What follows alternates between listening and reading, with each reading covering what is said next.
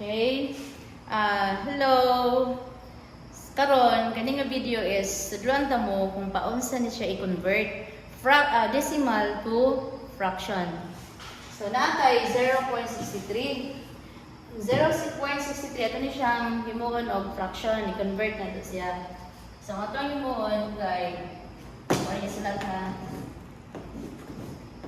So we have 0.63 is, remember mo itong place value na to.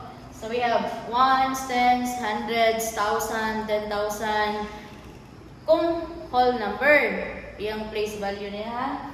Pero kung sa decimal, magsugod yung tag tenths. We have T-E-H-S. Tenths. T-E-N-T-H-S. Okay, so ang atong buhaton kay magsugod na sa tenths, hundreds. So kung 10, pila ka 0, 10 man yun na siya. Kung yung hundreds, so therefore 100.